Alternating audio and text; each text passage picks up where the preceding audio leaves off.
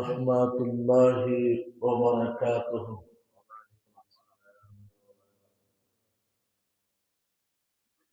الحمد لله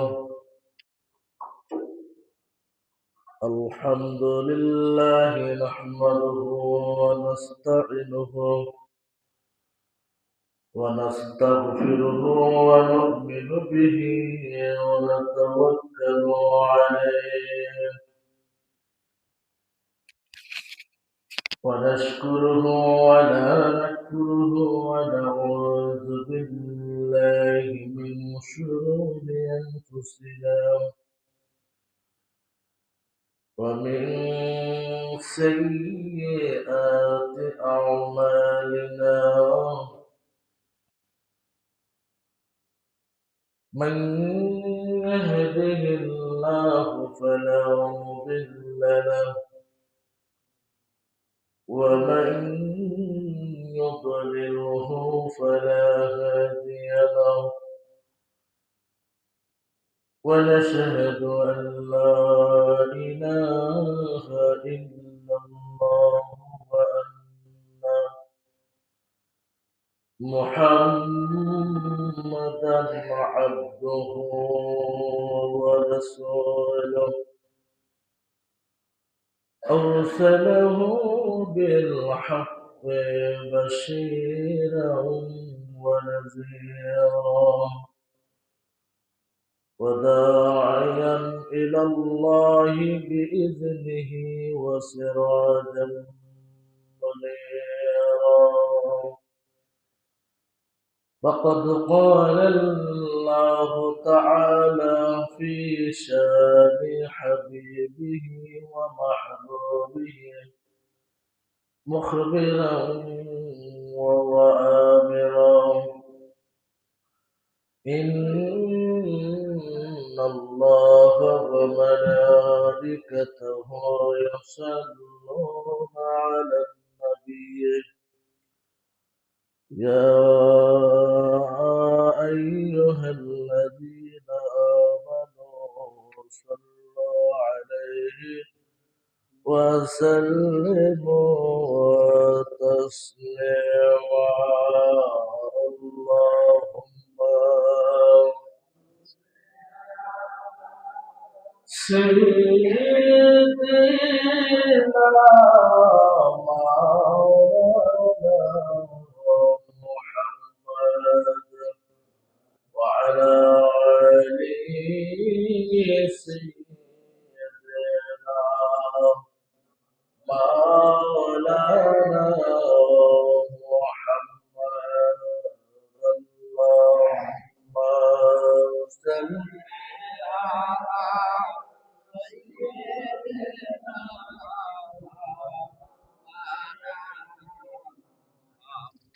وعلى آله سيدنا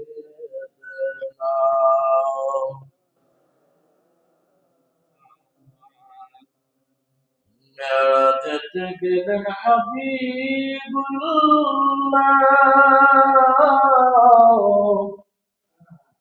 আল্লাহর দিদার লাভ করিতে সাজলো বেহেশত আকাশ রাজি শ্রেষ্ঠ নবীর তাজিমে আল্লাহুম্মা সাল্লি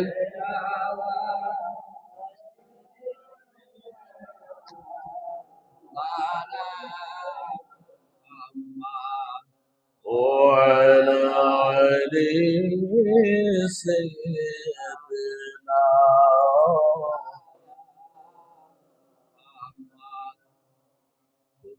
গাইলে পাইব নবীজি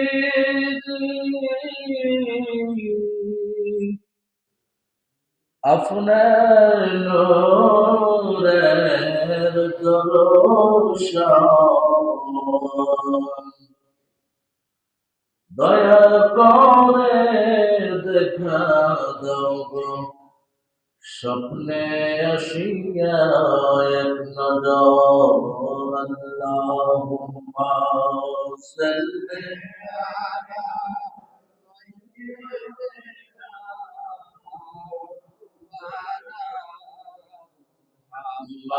محمد وعلى آل سيدنا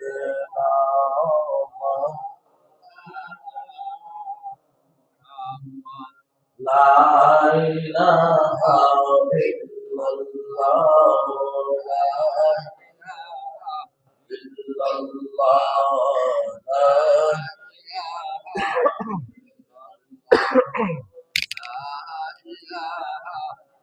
إلا الله لا إلا الله لا إلا الله لا إله إلا الله لا إله لا إله إلا الله محمد رسول الله صلى الله عليه وسلم الله الله الله الله الله الله الله الله الله الله الله الله الله الله الله الله اسمنت الله جميلت الله اسمنت الله جميلت الله ولمت الله ولمت الله الله الله الله الله الله الله الله الله كانت الله كانت الله كانت الله كانت الله بجنة الله شنت الله الله الله الله الله الله الله الله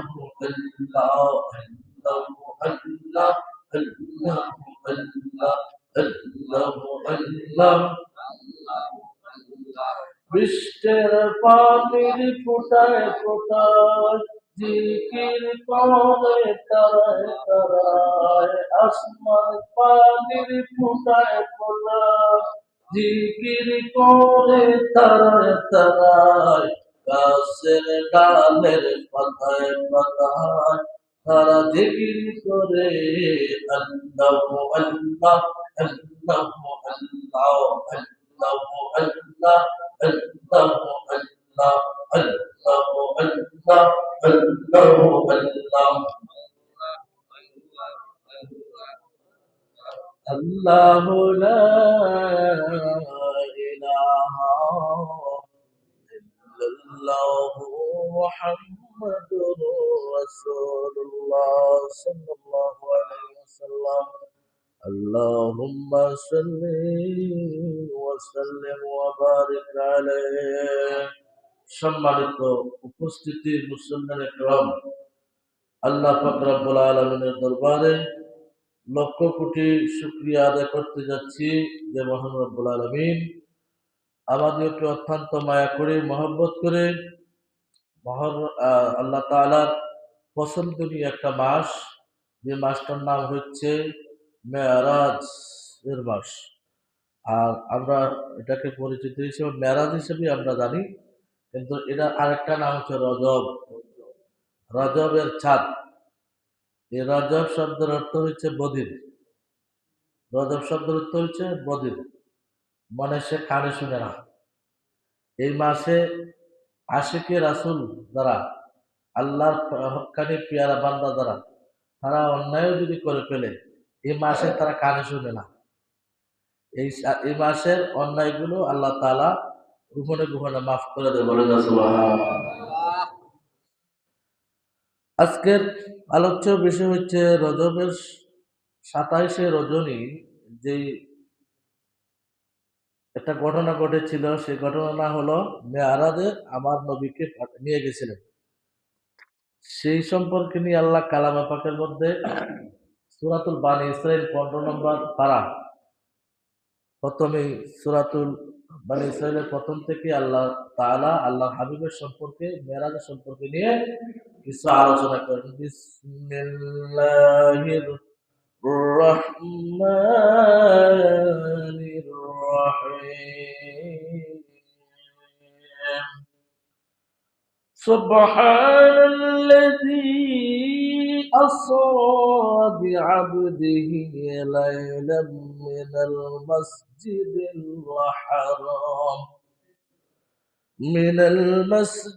الحرام إلى المسجد الأقصى الذي باركنا حوله لنريه من آياتنا إنه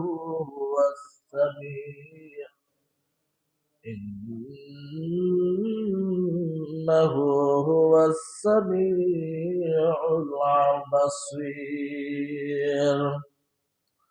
আল্লাহ তাআলা কালামে পাকের মধ্যে বলতেছেন সুবহানাল্লাযী। সুবহানাল্লাযী কারে বলছেন? আল্লাহর কথা। আল্লাহ তাআলা মহান সেই সত্তা, যিনি তাহার বান্দাকে এক রজনীর দিকে, এই রজনীতে মসজিদের হারাম হইতে শুরু করে বাইতুল মুকাদ্দাস পর্যন্ত আমার নবীকে, আমার আল্লাহ তাআলা যাকে প্রিয় বান্দা হিসেবে ঘোষণা করে, তাহার নাম হলো মুহাম্মাদুর রাসূলুল্লাহ সাল্লাল্লাহু আলাইহি ওয়াসাল্লাম। তো উনি কোথায় গিয়েছিলেন? প্রথমে মসজিদুল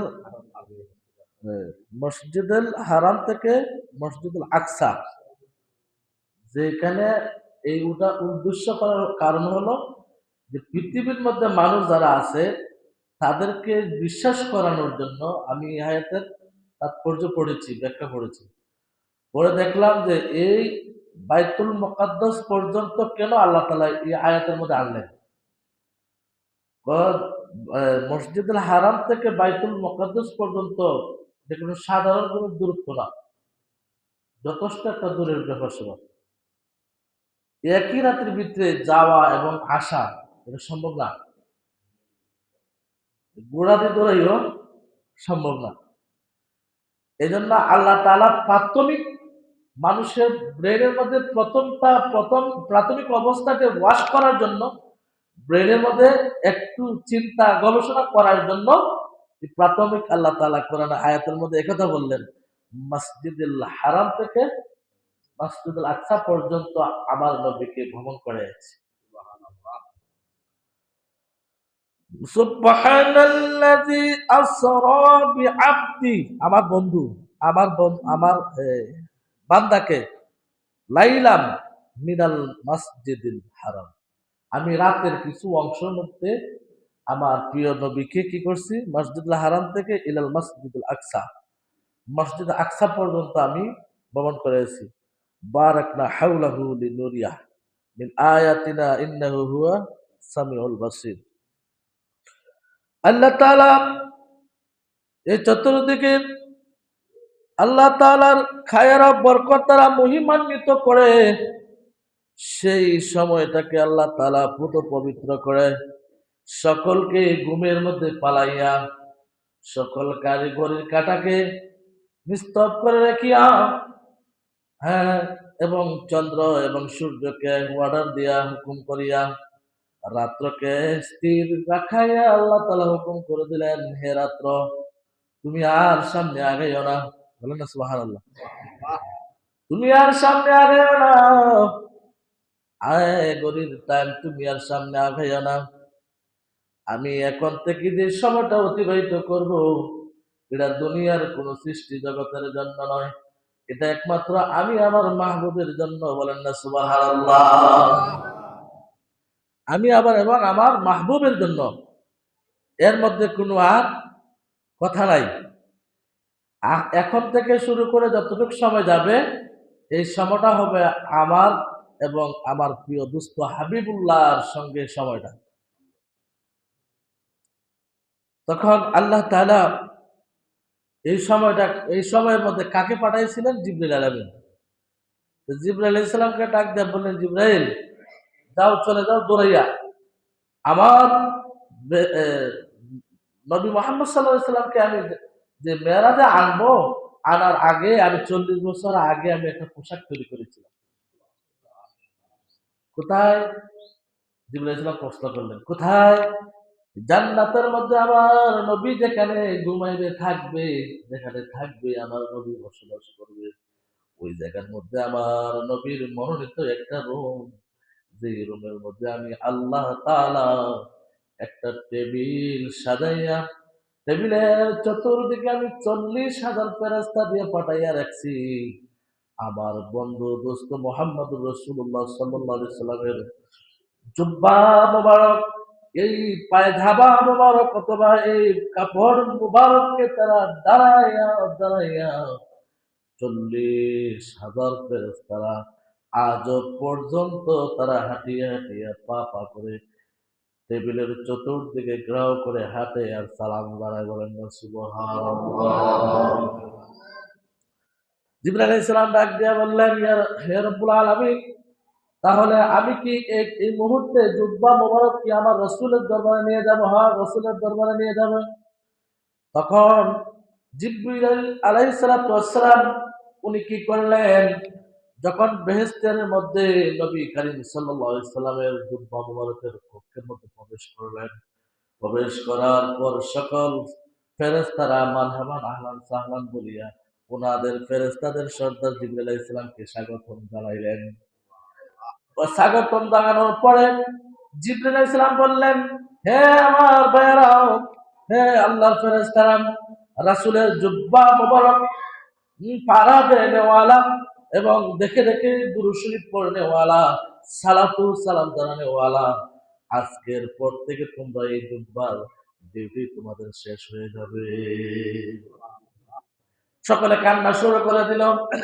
হে আমাদের লিডার, হে সাইয়েদনা জিবরাইল, আজকে এত এত বছর পর্যন্ত আমার নবী কি পৃথিবীতে তখনও পাঠান নাই, ওনাকে পৃথিবীর মধ্যে আগমন করানোর আগ মুহূর্তের থেকে শুরু করে 40 বছর আগে আমার নবীর জুব্বা মোবারক তৈরি করেছেন।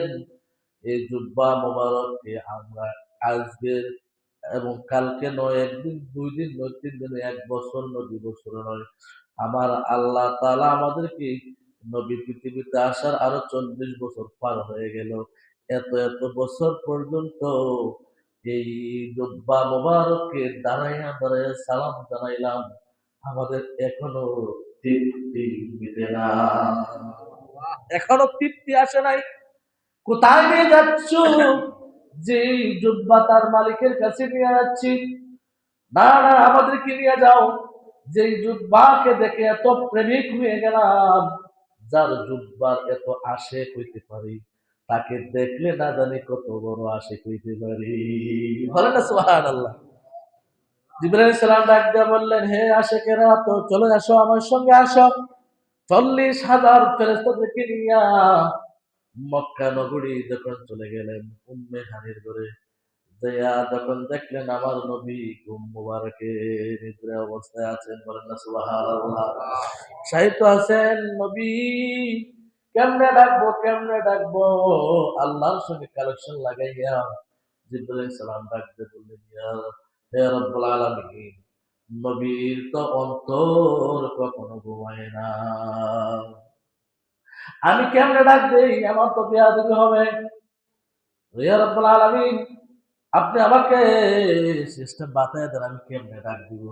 ও তোমার জিহ্বা আমার নবীর পা মুবারকের তলার মধ্যে ছাটা শুরু করে, বলেন না সুবহানাল্লাহ। আমার নবীর পা মুবারকের তল দেশে যখন জিবরিল আলাইহিস সালাম সমস্ত ফেরেশতাদের সর্দারনি হইয়াও উনি কি করলেন? রাসূল করিম সাল্লাল্লাহু আলাইহি ওয়াসাল্লামের পা মুবারকের তল দেশে তলার মধ্যে নরম জায়গার মধ্যে ওনার পা নরম এই জায়গাটার মধ্যে কি করলেন? জিহ্বা মোবারক লাগাইয়া লাগাইয়া ছাটা শুরু করে দিলেন, বলেন না সুবহানাল্লাহ। রাসূল পাক সাল্লাল্লাহু আলাইহি ওয়াসাল্লাম ঘুম ভেঙে গেল। জিজ্ঞাসা করলেন, জিবরাইল, তুমি সমস্ত ফেরেশতাদের সর্দার হইয়া তোমার কি একটু অহংকার আসলো না, তাকাব্বুরি আসলো না? এত রাত্রের মধ্যে তুমি কেন আসলাম? তাও আবার আসিয়া আমার পায়ের তলার মধ্যে তোমার জিহ্বা লাগাইলা, তার কারণটা কি? ইয়া রাসূলুল্লাহ, ইয়া হাবিবাল্লাহ, আমি যদি আগে জানতাম আপনার কদমের মধ্যে জিহ্বা লাগাইলে কি দেখা যায়, তাহলে আমি প্রতিবার আসি আগে আপনার ঘুমের মধ্যে ডিস্টার্ব করতাম। বলে না সুবহানাল্লাহ। আমি তো আগে জানতাম না। আমি এই মুহূর্তে আমি আমার আল্লাহ কোথায় আছে আমি দেখে ফেলেছি। এই মুহূর্তে আমি আমার রবের ঠিকানা কোথায় আমি দেখে ফেলেছি। আমি সিদরাতুল মুনতাহা যাওয়ার পরে আমার আর কোনো পাওয়ার থাকে না। আমি সিদরাতুল মুনতাহা যাওয়ার পর আমার আর কোনো ক্ষমতা থাকে না। আমি এখন থেকে আর উপরে উঠতে পারি না। ইয়া রাসূলুল্লাহ, ইয়া হাবিবাল্লাহ, আপনার পা মোবারকে যখন আমি জিহ্বা মোবারক লাগাইলাম, আমার জিহ্বা লাগানোর সাথে সাথে আমার চোখের মধ্যে আমার আল্লাহ তাআলা আরশে মুআল্লা, আমার আল্লাহ তাআলার বাড়িঘর সব দেখাইয়া দিয়েছে। আমি তো আগে জানতাম না আপনার পা মোবারকের মধ্যে এত কিছু। হ্যাঁ, একদিন জিবরাইল আলাইহিস সালাম আল্লাহকে প্রশ্ন করলেন, রব্বুল আলামিন, ও রব্বুল আলামিন, আমি আমার নবীর সঙ্গে কিছু গোপনীয় আলোচনা করতে চাই, আপনি অনুমতি দেন। জিবরাইল আলাইহিস সালাম ডাক দিয়ে বললেন, আল্লাহ বললেন, হ্যাঁ ঠিক আছে, যাও, তুমি আমার নবীর কাছে যাও। নবীকে জিজ্ঞাসা করলেন, ইয়া রাসূলুল্লাহ, ইয়া হাবিবাল্লাহ, আমার বড় বড় বড় মনে মনে বড় আশা আকাঙ্ক্ষা, আপনি আল্লাহর প্রিয় দুস্থ মুহাম্মদ রাসূলুল্লাহ সাল্লাল্লাহু আলাইহি ওয়াসাল্লাম, আপনি যা বলবেন আমার আল্লাহ তাই শুনবেন। হ্যাঁ, আমার আল্লাহর কাছ থেকে ওয়াদার আল্লাহ আপনার কাছে আসার জন্য, কিন্তু আমি আপনার কাছে আসার আরেকটা কারণ আছে। যে কারণটা হলো, আমি রবের বাড়ি কোথায় আমার আল্লাহকে দেখার জন্য আমি চলে যাব। আপনি কি আমার একটু সুযোগ দিবেন আল্লাহর কাছে বইলা? বলেন না সুবহানাল্লাহ। আমি একটু আরশে মুআল্লা যাইতে চাই। তো রাসূল পাক সাল্লাল্লাহু আলাইহি সাল্লাম বললেন, আমি অনুমতি দিলাম, তুমি যাও। এমন এমন টাইমে উনি মসজিদের নববীর মধ্যে পাগড়ি মোবারক পেঁচাইতেছিলেন। তো জিবরাইল আলাইহিস সালাম গেছেন। তো উনার ৬ শত পাখা দিয়েই উনি পুরা গেলেন। যাওয়ার পরে উনি আরশে মুআল্লার উপরে যাইয়া কেউ আর দেখা যায় না। দৌড়াইয়া যাইয়া দেখে কেউ আর দেখি না। কে এখানের মধ্যে তার কেউ দেখা যায় না, কেউ দেখা যায় না। আল্লাহও দেখি না। আরশে মুআল্লার এক পাশে আমার রাসূল করিম সাল্লাল্লাহু আলাইহি সাল্লামের পাগড়ি মোবারক এখনো পেঁচাইতেছে।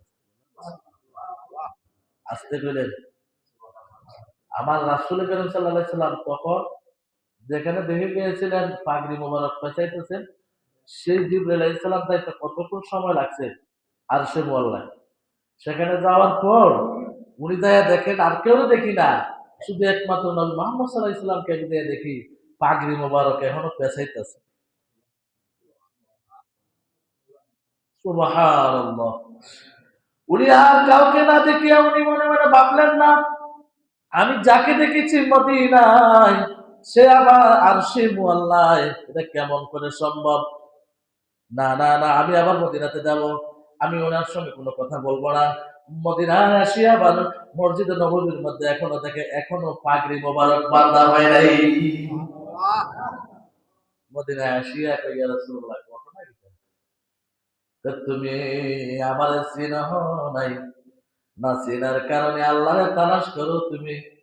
তুমি আমারে দেখো, আমার মধ্যে খোদা পাইবা। বলেন না সুবহানাল্লাহ। আমাকে ভালো করে দেখো, তুমি আমাকে এখনো চিনতে পারো নাই, তাহলে তুমি খোদা দেখবা কেমনে? একমাত্র খোদাকে দেখার ক্ষমতা আমি রাসূল ছাড়া পৃথিবীর কাউকে আল্লাহ তাআলা দেয় নাই। আমি আল্লাহ, আমি এবং আমার আল্লাহ তাআলা আমাকে সরাসরি নিয়ে কথা বলেছেন। আমার সঙ্গে এমন ভাবে কথা বলেছেন, একটা কাপড় আর একটা কাপড়ের মধ্যখানে যে একটা জায়গার প্রয়োজন, সেই সেই জায়গা পর্যন্ত একটা তফাৎ ছিল। আমার আল্লাহ আমি এমন ভাবে ছিলাম, বলেন না সুবহানাল্লাহ। মুসা আলাইহিস সালাম বললেন, আমি আপনাকে দেখতে চাই। আমার আল্লাহ বললেন, তারা নেই, তুমি দেখতে পাবে না। আমার আল্লাহ তার আশিকতা দেখিয়া, পাগলামি দেখিয়া, একটু দানা পরিমাণ সামান্য সরিষার দানার থেকে আরো ছোট একটা চিকন একটা নূরের তাজাল্লি পাঠাইলেন। কোথায়? তোর পাহাড়ে। যখন পাঠাইলেন, সাথে সাথে জ্বলে পড়ে ছাই হয়ে গেল। মুসা আলাইহিস সালামের পিঠ মোবারকে আমাদের নবী মুহাম্মদ সাল্লাল্লাহু আলাইহি সাল্লামের নূর মোবারক আসিল বলিয়া উনি জ্বলে নাই, বলেন না সুবহানাল্লাহ। কিতাবে সাক্ষী দেয়, এটা আমার মুখের কথা না। নূর মোবারক ওনার পিঠ মোবারকে ছিল, সেই জন্য মুসা নবী জ্বলে নাই। তো মুসা নবী যখন পাহাড়ের মধ্যে যায়, তখন মুসা নবী বলে যখন পাহাড়ের উপরে জুতা নিয়ে উঠতে চায়, জুতায় আঁকা জুতায় এই পাহাড় থেকে কি আসে? আওয়াজ আসে, এই মুসা জুতা রাখো। তো পাহাড় থেকে কি আওয়াজ করে? আল্লাহ তাআলা। ওই এই পাহাড়টা হচ্ছে পবিত্র পাহাড়, এটা আমার জুতা নিয়ে আসার অনুমতি নেই, বলেন না সুবহানাল্লাহ। ওই নবী মুসা নবী তোর পাহাড়ের মধ্যে যাইতে জুতা নিয়ে যাইতে নিষেধ, দেখেন আমার আল্লাহ তাআলা সহিত আসিয়া কথা বলেন, তাও দেখা দেন নাই। একটু ঝালাক দেখান, ঝালাক মানে কথাগুলো স্পষ্ট বুঝাইতেছে যে আমি আল্লাহ কথা বলতেছি, মুসা তুমি আমার কথা শোনো। তখন এই সময় আমার আল্লাহ তাআলা কয় না, তুমি যেতে পারবে না জুতা ছাড়া, এই জুতা ছেড়ে দিতে হবে, আর নাহলে যেতে পারবে না। আর আমার আল্লাহ তাআলা হাবিবুল্লাহ যখন আরশে মুআল্লা পর্যন্ত গেলেন, যাওয়ার পরে জুতা নিচে রাখার জন্য চেষ্টা করলেন।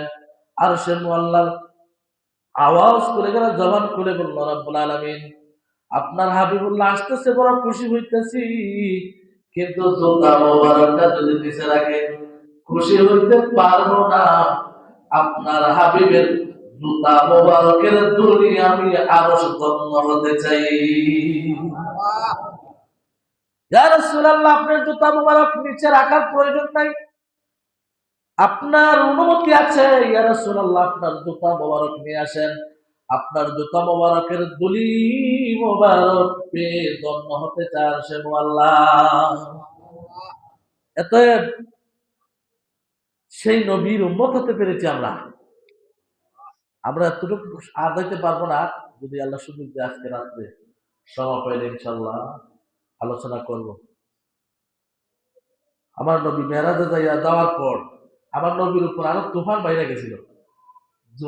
মেরাজ যাওয়ার পরে আসার পরে ওনার উপরে অত্যন্ত জুলুম অত্যাচার আরো শুরু হয়ে গেছে। উনি কেমনে মেরাজে গেল, কেমনে মেরাজে গেল? আবু বকর থেকে শুরু করে যত সাহাবারা আছে, সাহাবারা কিন্তু ঠিকই বিশ্বাস করেছে, কিন্তু অন্যান্য সাহাবারা একটা না একটা প্রশ্ন করেছে, কিন্তু আবু বকরকে আবু বকর রাদিয়াল্লাহু তাআলার প্রশ্ন করে না। যার কারণে আবু বকর রাদিয়াল্লাহু তাআলাকে ওনাকে সিদ্দিকে আকবর হিসেবে উপাধি দিয়েছিলেন, বলেন না সুবহানাল্লাহ। ওয়া আখিরু দাওয়ানা আলহামদুলিল্লাহি রাব্বিল আলামিন। যারা সুন্নাত করেন না কেবল সাদাকাত করে